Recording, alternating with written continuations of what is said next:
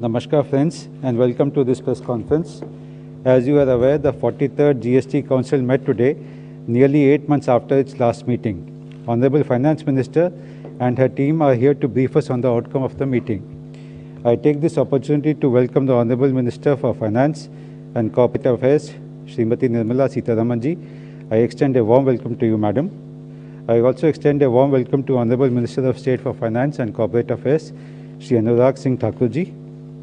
My warm welcome to Secretary Revenue Shri Tarun Bajaj, Chairman CBIC Shri Ajit Kumar, Member CBIC Shri Vivek Jawhari. Friends, Honorable Finance Minister will make her remarks on the outcome of the meeting. Later we would take some questions. Over to you, ma'am.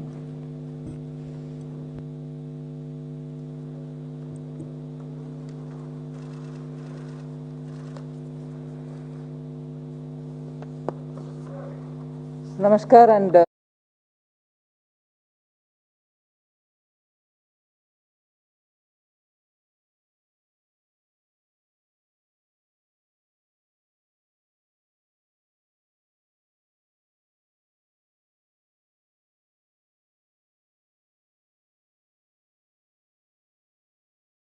discussion in the GST Council. Yes, it's right. The Council is meeting after quite some time. It last met in October and it was due to meet sometime early February.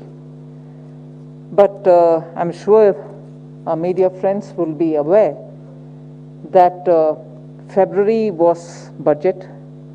February was also the time when in Parliament I had to clear the finance bill. Post that, immediately, even as the Parliament session was on, Model Code of Conduct was on, elections were happening in 5 states. And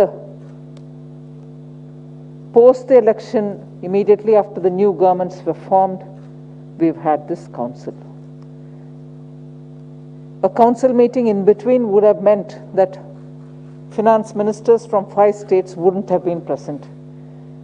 So we were aware that the sooner the governments are formed, immediately after that, the council meeting would be held. So that was today's meeting's background. Today, several decisions have been taken. I'd broadly touch upon some of the decisions, and via the question answers, I think we'll be able to get into the details of the decisions, if that is suitable for you.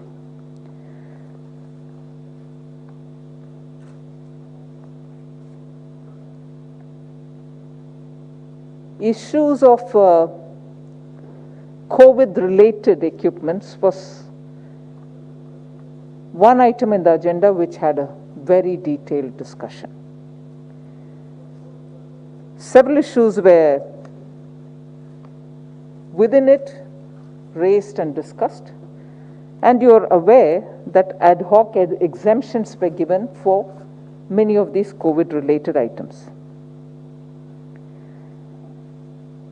The Council has decided to exempt the import of relief items even if they are purchased, if these are meant for donating to the government or on recommendation of the state authority to any relief agency.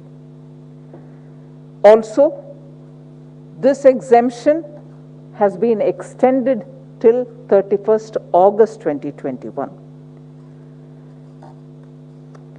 So far, the IGST exemption was available only when you were importing free of cost.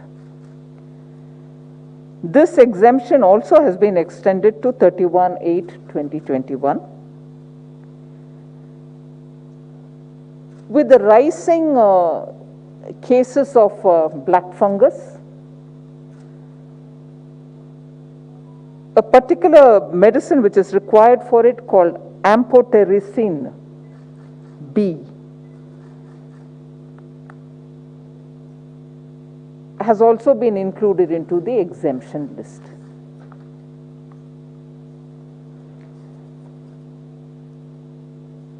the rates of these exemptions provided, and the rates from where they were having been brought down to some, in some cases 5%, some cases 12%, and so on, were all very clearly discussed. And what has been suggested by the fitment committee was put before the put before the council. However, there was this protracted discussion on it with varying viewpoints. So I have decided and announced in the council to have a group of ministers quickly formed who will submit their report within 10 days, which is 8th of June, on or before 8th June, so that if there are any further reductions which need to be done, will be done. In the sense, the rates will be decided by them.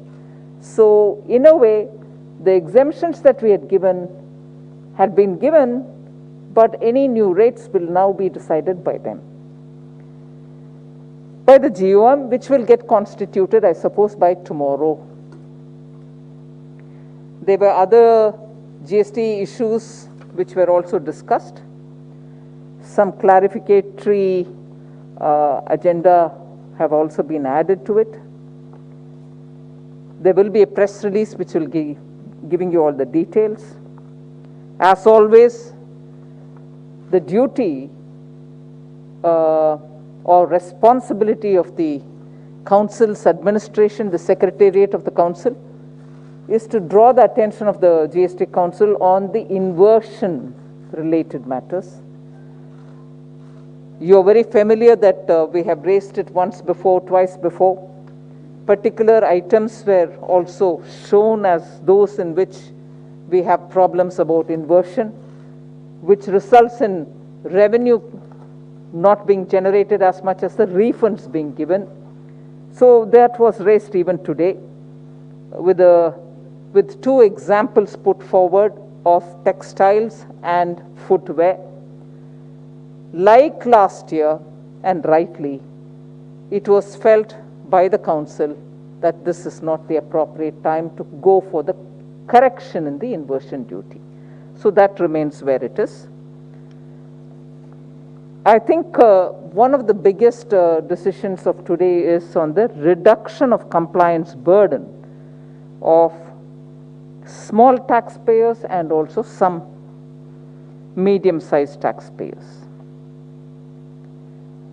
Late fee amnesty related matters have also been decided upon. So in order to provide relief to the small taxpayers, an amnesty scheme has been recommended for reducing the late fee payable in these cases. So a large number of taxpayers will benefit from it, because our rough assessment is about 89% of the GST paying or 89% of the GST taxpayers constitute small taxpayers. So taxpayers can now file their pending returns and avail the benefit of this amnesty scheme with reduced late fees. Late fees have also been rationalized so that it's not too high for some and too low, and also the issue of providing a long-term relief. So the rationalized late fee and the decision to reduce maximum amount of late fee for small taxpayers will come into effect for the future tax periods. So this will provide a long-term relief to smaller taxpayers. I'm flagging all the decisions. We'll get into the details a bit later.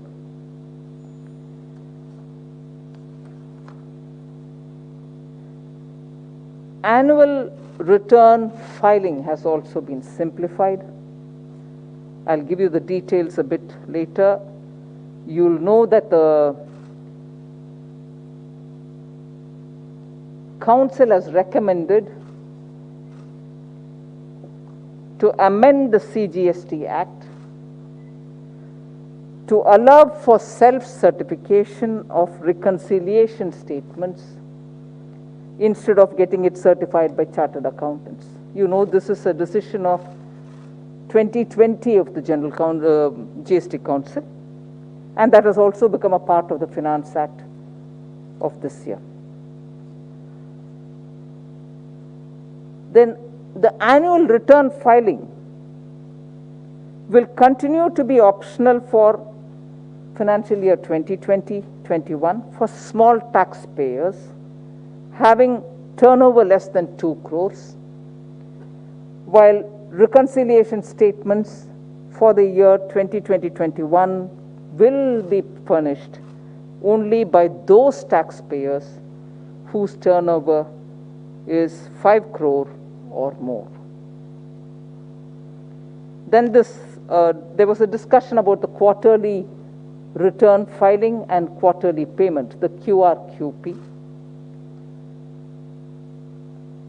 There's a bit of a discussion on it. The modalities of the scheme have also got to be worked out, so the law committee will be looking into it.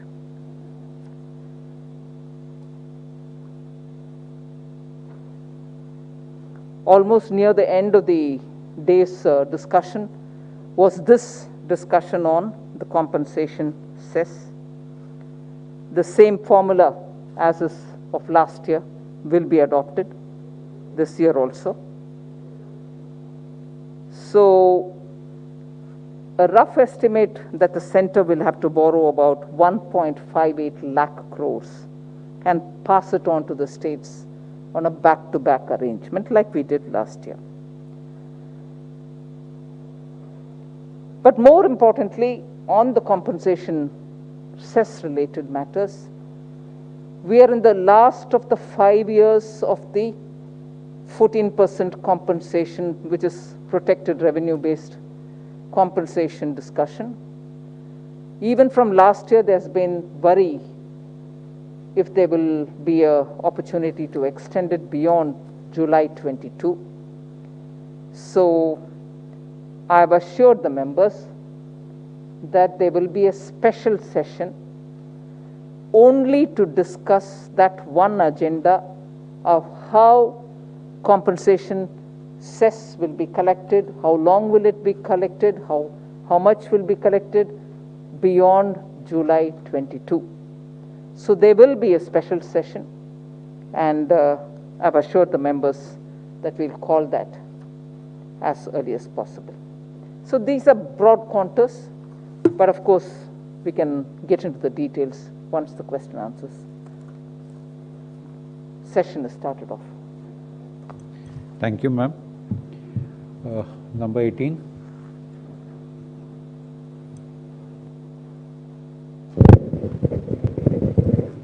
Ma'am, just wanted to know from you, why was there a lack of consensus on this important issue about COVID related? Because this entire country, as you are well aware, is already suffering from a second surge. Didn't the GST Council understand the importance of giving relief to the common man? And if this group of ministers is constituted, will it have to go back to a GST Council, or it will be a decision of the GM will be binding on the GST Council? I'm happy you mentioned, will it benefit the common man? Exactly on that was the discussion. Because it's one thing to rush to say, do this, it will benefit the common man. But when you were technical committee, the fitness committee, the fitment committee, the law committee, go into the details, you realize that that could have collateral impact on many others.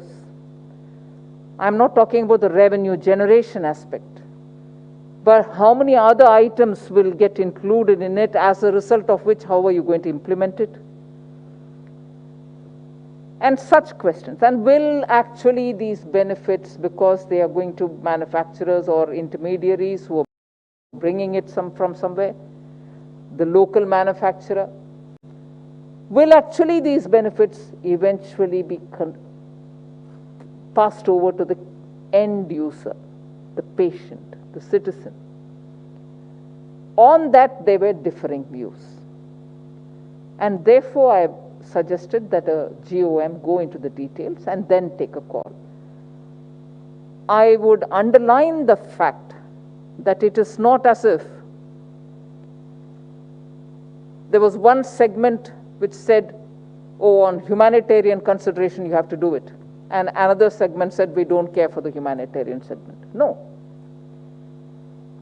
As a council, we are responsible to see how actually it will reach the